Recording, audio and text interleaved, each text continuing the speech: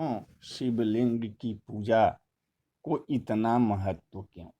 सभी देव देवताओं की साकार रूप की पूजा होती है, लेकिन भगवान शिव ही एकमात्र ऐसे देवता हैं जिनकी पूजा साकार और निराकार दोनों रूप में होती है।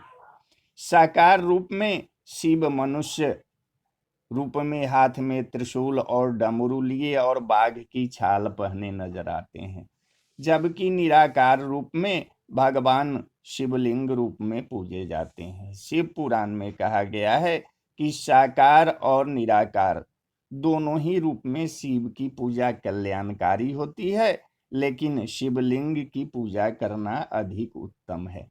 शिव पुराण के अनुसार शिवलिंग की पूजा करके जो भक्त शिव को प्रसन्न करना चाहते हैं, उन्हें प्रातः काल से लेकर दोपहर से पहले ही उनकी पूजा कर लेनी चाहिए।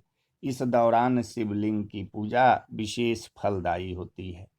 केवल शिवलिंग की ही पूजा क्यों होती है? इस विषय में शिव पुराण कहता है कि महादेव के अलावा अन्य कोई भी देवता साक्षात ब्रह्म स्वरूप नहीं है।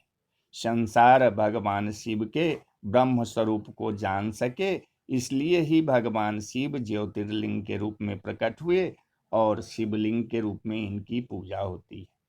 इस संदर्भ में एक कथा है कि एक बार ब्रह्मा और विष्णु में श्रेष्ठता को लेकर विवाद हुआ।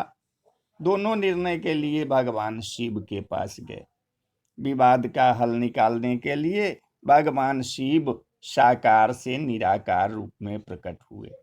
शिव का निराकार रूप अग्नि स्तंभ के रूप में नजर आ रहा था।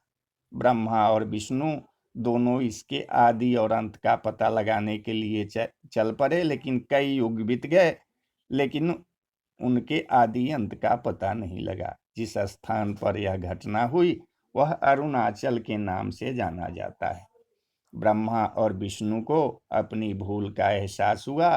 भगवान शिव साकार रूप में प्रकट हुए और कहा कि आप दोनों ही बराबर हैं।